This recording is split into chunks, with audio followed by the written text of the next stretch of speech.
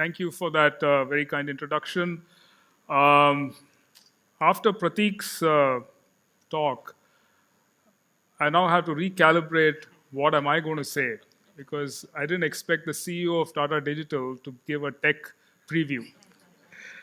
All the same, the last couple of decades that I've had the fortune of being CTO of TCS have perhaps seen the most rapid increase in the adoption of technology in populations across the world. Literally, billions of people are now adopting the technologies which did not exist in the 1990s. Prateek gave one example of the adoption of cellular phones in India. But if you step back and see, that is just one technology which has really gone up the adoption curve where nearly half of humanity, irrespective of capability, economic status, and so on, finds it a necessity in life. So all the rules of conventional thinking in enterprises, in governments, and indeed, if I may say so, in the world of luxury has to be re-examined in view of this increasing tide of technology-driven change in behavior. So what am I going to say today? I'm going to introduce to you a framework which I learned from Clayton Christensen, the Harvard professor who literally wrote the book on disruptive innovation. Clay was an independent director on the board of directors of TCS just a year after I took this job. And till he passed away in January of 2020, he was a friend, philosopher, and guide in shaping not just my thinking, but the thinking in the TCS leadership on how to anticipate disruption in our world. So I'll share with you that framework. I'll give you some examples. I'll try my best to contextualize it to the world of luxury. The takeaway exercise is there for you as well. You will have to use Clay's Fibulon.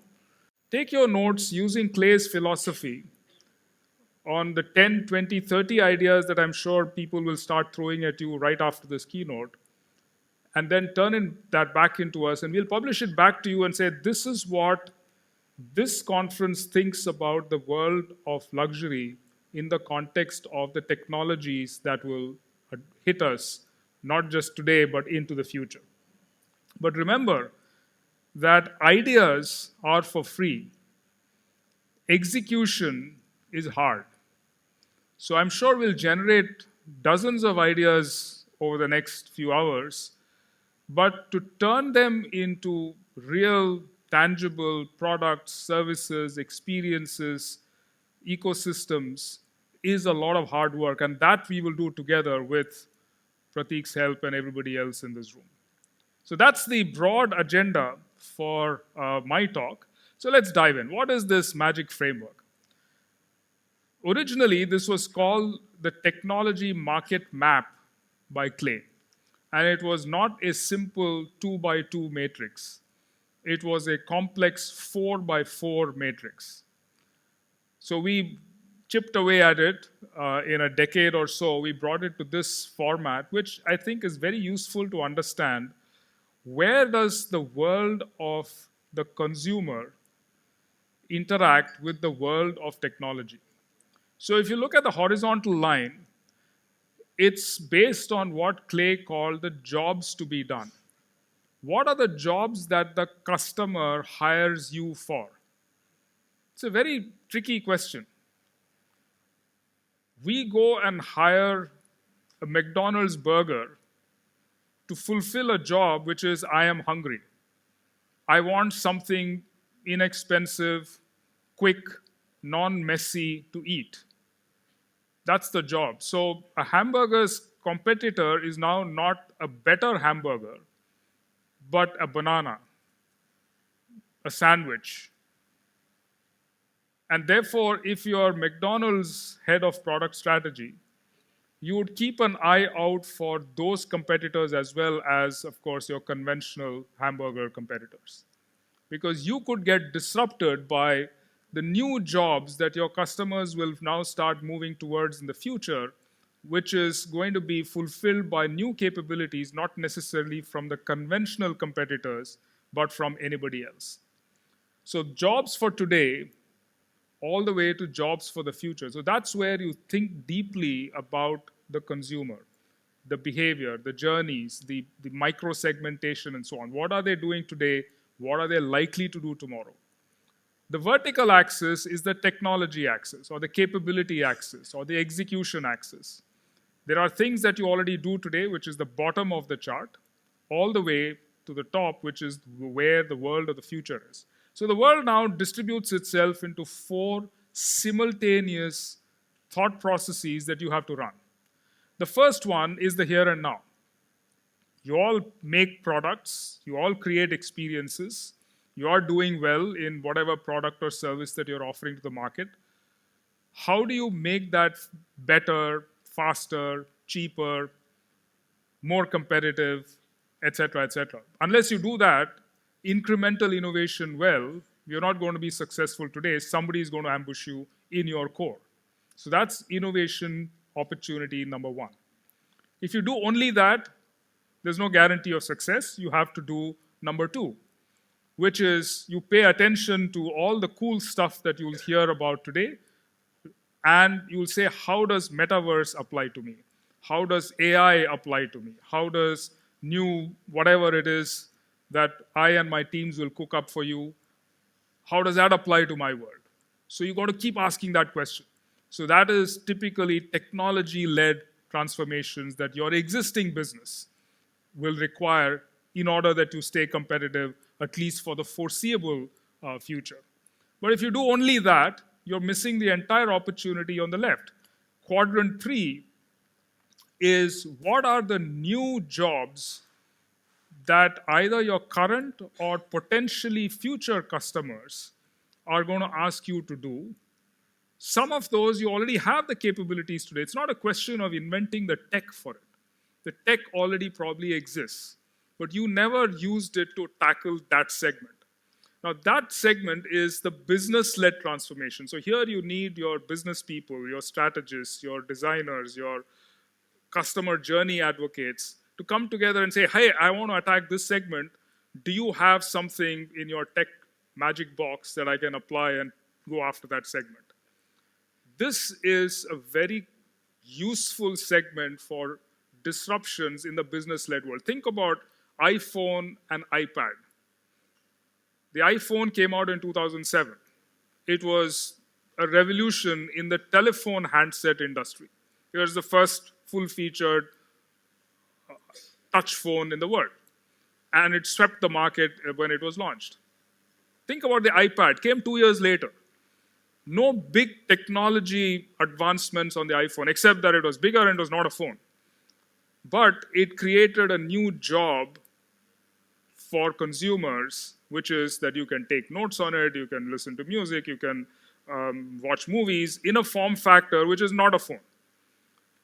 And it created a completely new segment called large tablets. So that's the kind of thinking that drives category 3. And then category 4 is the blue sky, where there are futuristic technologies and business models or ecosystems which don't exist today that you have to worry about. So you've got to run 4 of these in parallel, either by yourself or with partners or with startups or with academia or with ecosystems. Continuously invest in these 4 different trains. Clay Christensen used to call me the station master of TCS. I have to just make sure that the trains run along these 4 different railway systems. Fast trains, slow trains, long distance trains, metro trains, etc. All 4 have to run if TCS has to be successful. If you apply this thinking now to your world, what do those 4 quadrants look like or could look like? This is my version. You're going to draw your version at the end of the day.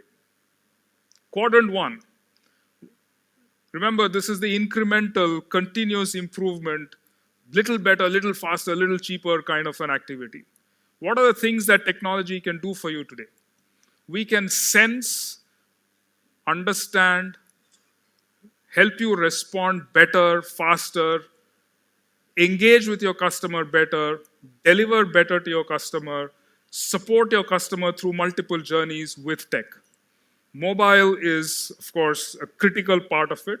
Who would have thought 30 years ago that you could buy luxury online through an app? And what Pratik said about slow commerce and so on, try things on, etc., etc. If you had to buy luxury, you had to go to a store and get white glove treatment. Now you can do it sitting at home. That was revolutionary when it started, but today it is an incremental, little better, little faster, little cheaper kind of a story. Let's go up to the technology-led story. Technology can help you create new products. It can help you create new experiences. My colleague, Dr. Ashok Maharaj, will come right after this and talk to you about metaverse. And that's something which did exist 2 decades ago in a very incipient form. Today, it is much more mature, much more consumable, more widespread, and there is potentially a new business model waiting to take off inside that technology-led story. So that's what is a typical example up there. Technology is helping create new materials. The way in which material science is advancing is mimicking what happened in pharmaceuticals and biology and genomics 20 years ago. The way in which we created vaccines for COVID-19 in literally a matter of months, is because there was 30 years of computer science which got embedded into pharmaceuticals, starting with the 1990s, when biotech as a phrase emerged. Pratik talked about PhDs working in retail firms. Pharma firms cracked that code in the 1990s. There are more computer science PhDs working in pharma than there are biologists, perhaps. That is the kind of thing which is happening to material science today. So for you to create completely bespoke materials, whatever it is, it could be fabric, it could be anything, with a very, very strong production capability integrated into the discovery capability is real today. And so on. There could be new processes. The whole business of sustainability. The ability for a retailer, let's say a fashion retailer, to offer a dress which is sustainably made, and not just offer it once, but with the app, with the logistics, with the reverse logistics, say that I will refresh your garment every 3 months and make sure that I recycle it and then you buy the next one, is real. It's not just the material, which is the garment or the dress, but it is the entire support life cycle, which is now technology enabled. So those are the kinds of things, and I'll talk a little bit more about these examples in a minute. Let's look at quadrant 3. Of course, metaverse comes in there. Now, metaverse by itself is a natural ecosystem platform because it needs multiple things to happen in that virtual world. The jury is still out, but I don't think we will have metaverses of individual products or individual experiences as a very viable proposition. It may, but it's quite likely that metaverses will overlap. So the way in which you might share customers across an ecosystem might be enabled by the virtual technology platform that metaverses are. If that happens, how do you create that ecosystem? Now, management thinkers have already started looking at this. So you should look at a book which came out a couple of years ago by Ron Adner at Dartmouth's Tuck School of Business. Now, Ron has taken off from where Clay Christensen left off and said that for a job to be done in the future, it's quite likely that multiple organizations might come together to fulfill the job. Not one company or one brand or one experience. If that has to happen, it's hard to do it in the physical world. Maybe the metaverse will make it easier for people to share, like exactly the way Pratik articulated, the way the Tata New ecosystem is building up with Tata New coins as the currency to go across boundaries of different enterprises. So those, and NFTs, of course. Non-fungible tokens are already now getting to a point where there is enough hype around what they can do and a few lessons on what they cannot do. That could be the currency or the product or the experience which drives that ecosystem story. And I'm also putting in a couple of new ecosystems that have perhaps not yet come into your radar. But the world of education is being disrupted by ecosystem models. Not just because the pandemic forced all our kids into learning from home, but the fact that the learning ecosystem itself is undergoing a massive demographic shift. The world is simultaneously becoming younger and older. And that is forcing completely new reskilling at the age of 30, at the age of 50, at the age of even 70, because people need to work longer in order to sustain themselves as they live longer. Now, education at the age of 50 is not a usual experience today. Is it an opportunity for a premium experience? Is it an opportunity for somebody to come up with a university system or an educational system which is based on microcredit credentials and micro-learning? That you want this one skill, I will give it to you, and for that you pay so much, and then you elevate yourself. So those are the kinds of things that are being talked about in new ecosystems which are emerging. Health is another ecosystem which is emerging, which has got a lot of room for premium, not just point of care when you fall sick, but also uplifting it to elderly care and so on. And then the top left quadrant, the future. I read and watch a lot of science fiction. And that is inspirational. Because, like Prateek said, you need the artists and the technologists to come together. And the world of science fiction is where it actually comes together very nicely. So I'd give you one more takeaway. In addition to reading management books, please read and see a lot of science fiction, because that's the world. I mean, Ready Player One, you must have seen it. If you haven't, it's a nice watch. Spielberg's take on the metaverse, if you will, of gaming. That is becoming real, because today you can digitally twin yourself. Not just in a virtual world, but for real purposes. You could be a worker on a shop floor. There is a digital twin of you. You could be a citizen of Pune. We twinned the city of Pune for predicting which way the pandemic will go. A city of 2.5, 3 million people was twinned so that we can forecast exactly how the pandemic will move. This is possible today. Now, we're using it for very specific purposes. You have to think through how you'll use it for your world. If you have a digital twin of Ananth Krishnan, what will you do with him? Do nice things, I hope. Right. So there is a laundry list of technologies that I originally thought I'll cover. So please relax. I'm not going to cover any or all of these. But this is just to give you a feel that the input side of the technology funnel along all of these different dimensions is more than full. People like me are inventing stuff faster and faster and faster.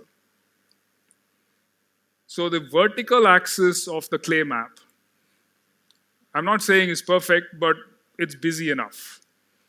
There are lots of different use cases which are emerging. I'll just give you one or two just to make things interesting. There is a lot going on in compute. If you think that the world is done with compute, the lower part of that list, photonic compute, DNA compute, quantum compute, is going to blow your mind away in the next 4, 5, 10 years. So compute capacity in terms of what compute can do is huge. So that Moore's law is dead and all that, don't worry about it.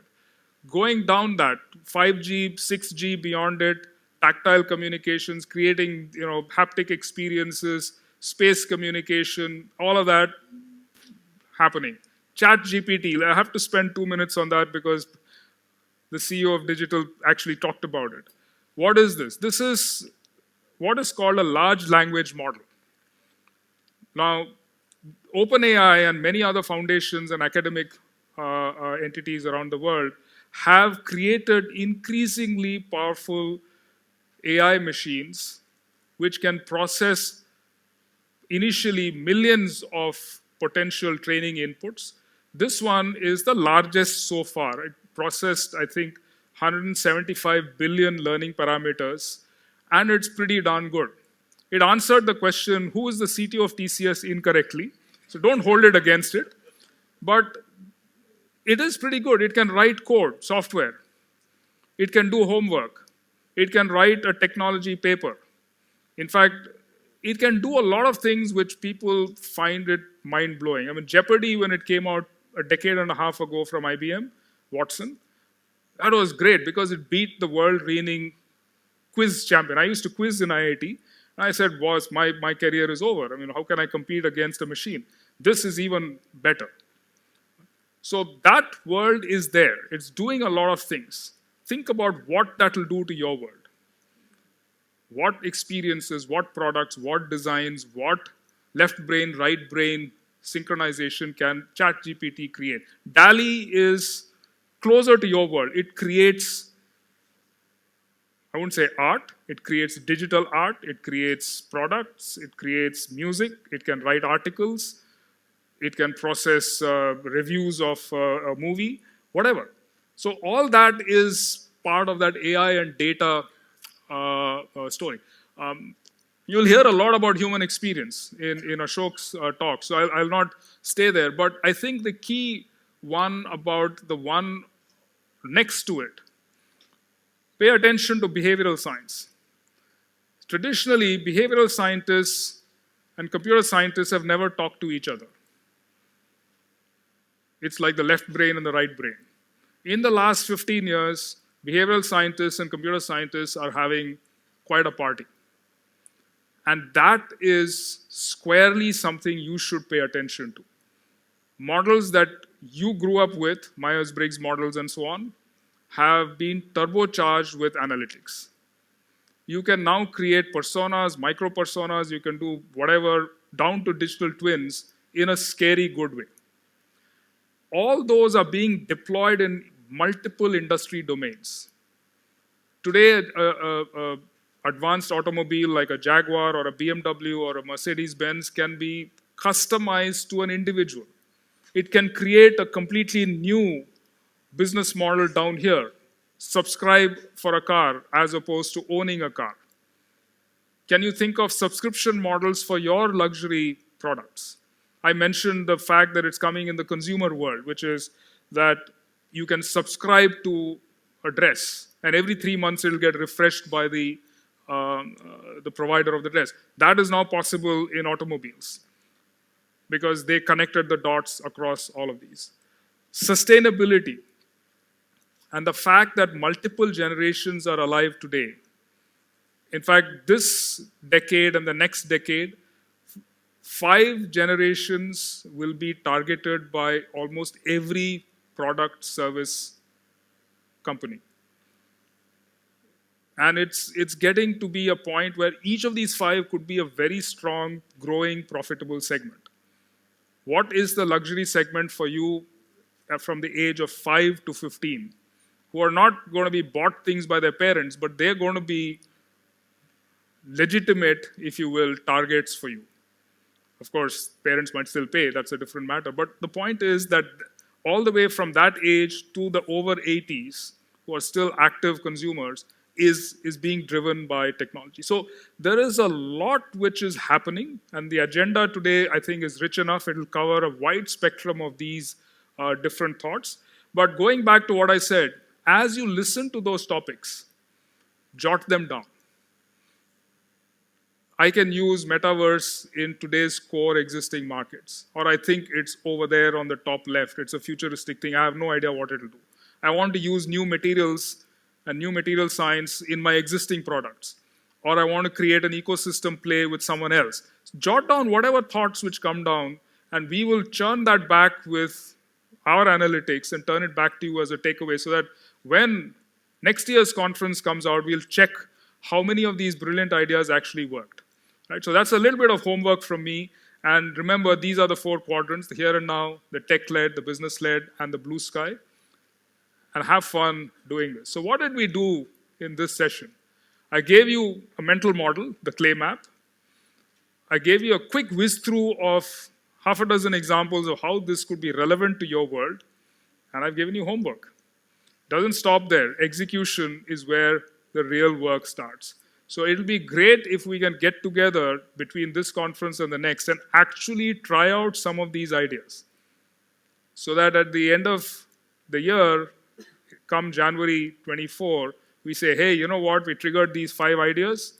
We worked together individually, collectively, across ecosystems, across technologies, hopefully, and came up with something we can be proud of. Thank you very much.